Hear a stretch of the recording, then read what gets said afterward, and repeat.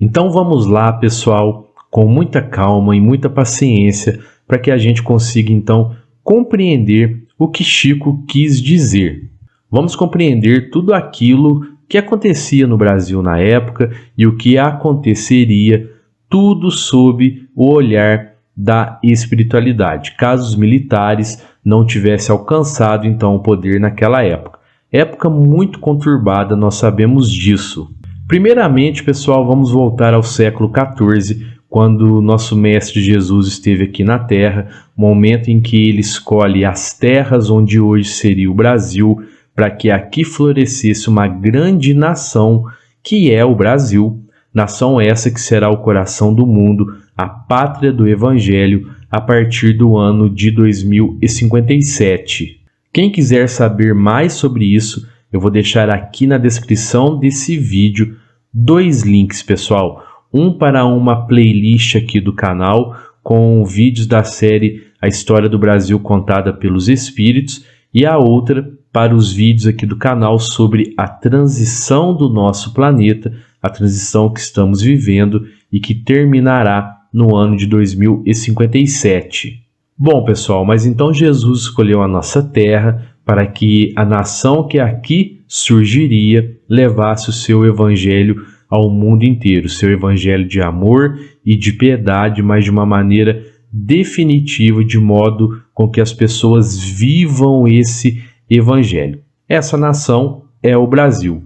E ele escolheu também aquela que era a nação mais humilde e trabalhadora da Europa, Portugal, para se lançar aos mares solitários e perigosos e assim pudesse então descobrir essas terras que hoje são o Brasil. Ele ordenou que espíritos já evoluídos na mansidão reencarnassem nas costas da África flagelada, para que assim portugueses, índios e africanos pudessem formar o tripé da nação brasileira.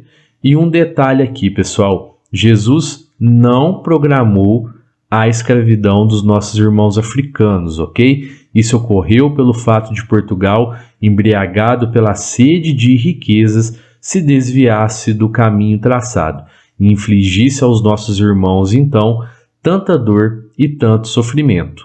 E é interessante, pessoal, e guarde aqui essa informação, tá? Ela será importante mais adiante no vídeo. A divisão do território brasileiro, a fragmentação do território brasileiro não estava nesse planejamento de Jesus. Ao contrário, por exemplo, da América Espanhola que se fragmentou, o Brasil não, pois as falanges de Ismael, que é o governador espiritual do nosso país, atuou para que as nações poderosas não pilhassem e dividisse o Brasil ao longo da história. E é interessante, né, pessoal, que em 1821, por exemplo, o Uruguai ele foi anexado ao Reino do Brasil por Dom João VI. Mas note, pessoal, que isso também não estava no planejamento espiritual do Brasil. O Brasil deveria ter o território que tem hoje, para ser o coração do mundo, a pátria do Evangelho, a partir do ano de 2057. E sendo assim, no ano de 1825, os nossos irmãos uruguaios se viram livres do domínio brasileiro.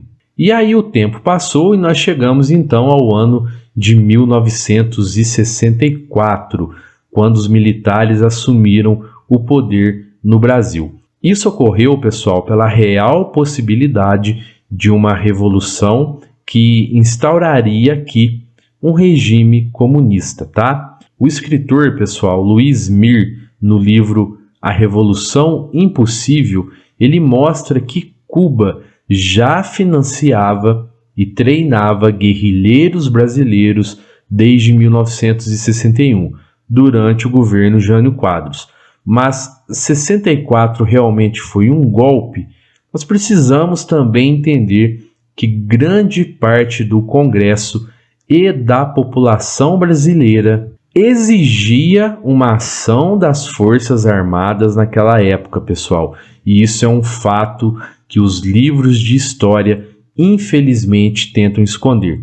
E mais um fato, é que a maioria dos professores de história, meus colegas professores, e a maioria dos jornalistas também não comentam isso, que a maioria do Congresso e do povo brasileiro estava exigindo uma ação das Forças Armadas naquele momento devido à ameaça comunista no Brasil. Agora, caso a esquerda tivesse assumido o poder, nós não viveríamos uma linda democracia de esquerda.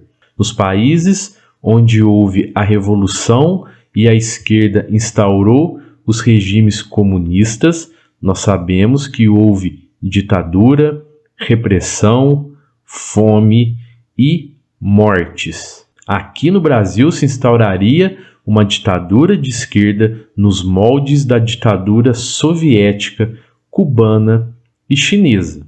Regimes que são responsáveis, sim, pela dor e pela morte de milhões. Vejam bem, milhões de pessoas ao redor do mundo. Eu sei que muitas pessoas vão aqui nos comentários, mas e o capitalismo? Ele também não é responsável? Também é responsável, mas nós estamos falando aqui de um fato, né, sobre essa questão de que Chico era a favor ou não da ditadura. Então estamos falando aqui daquele momento em que a instauração de um regime comunista era iminente no Brasil. Posso tranquilamente depois fazer um vídeo sobre todas as dores que o capitalismo infligiu também aos espíritos reencarnados na Terra ao longo do tempo. Bom, pessoal, mas houve muitos crimes praticados pelos militares. Sequestros, torturas, assassinatos, muitos crimes contra a humanidade, né? Mas nós precisamos entender aqui uma coisa também. A luta da esquerda contra os militares não foi uma luta pacífica, algo que também não é mencionado nos livros de história. Mas na luta da esquerda contra os militares também houve sequestros, também houve torturas e os assassinatos.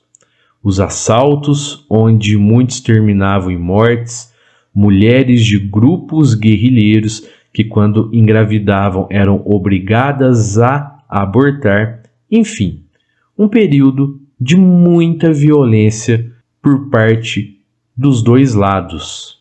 E feita então essas considerações sobre o contexto, vamos então à fala do nosso amado Chico Xavier. Nós vimos na fala dele a importância das Forças Armadas naquele momento no Brasil.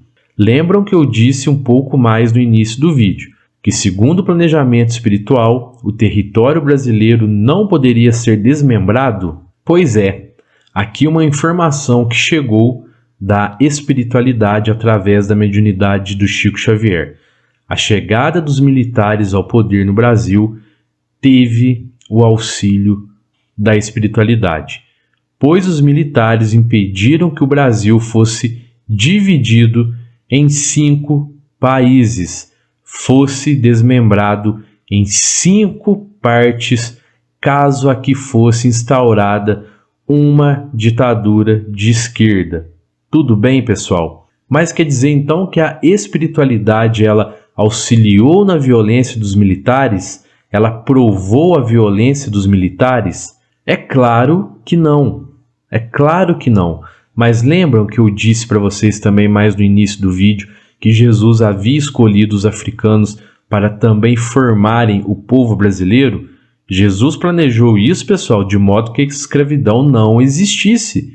Mas os portugueses usaram do seu livre-arbítrio e se embrenharam por esse caminho tão triste que foi a escravidão.